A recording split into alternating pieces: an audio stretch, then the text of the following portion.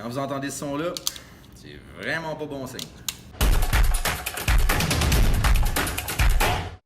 Bonjour, ici Eric de la chaîne Télézone. Aujourd'hui, on discute d'une question qui revient très souvent de la part des clients. À quelle fréquence est-ce qu'on doit changer nos cordages?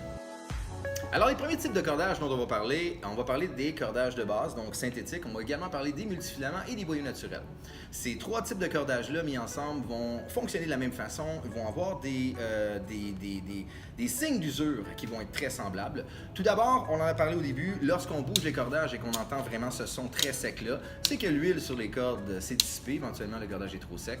La transmission d'information, donc la transmission de feeling, la transmission de douceur également, va être de moins en moins là. Le joueur va le sentir également. Lorsque les cordages deviennent très ébourifflés, lorsqu'on le voit ici comme ça, c'est évidemment signe qui est temps pour les changer. Généralement, couche après couche, vont s'éliminer et on va voir de plus en plus de froufrou et d'ébourifflures comme ça. Et ça devient très évident qu'on doit le changer à ce moment-là.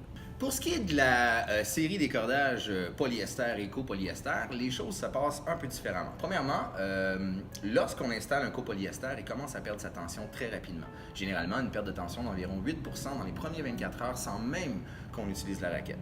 Donc, c'est quelque chose à tenir en compte. La chose qui va arriver le plus souvent, on vient de le mentionner, c'est que la tension va disparaître de plus en plus le cordage va être mou.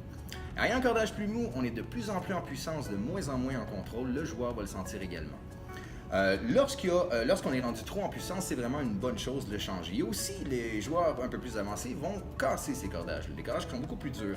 Il y a quelque chose, c'est très visuel. On peut voir là les petites entailles qui ont été faites dans le cordage, on peut très bien les voir. Lorsqu'on est habitué à notre cordage et qu'on peut voir ces entailles-là, on sait à peu près à quel niveau on est rendu sur le restant de la longévité de la corde.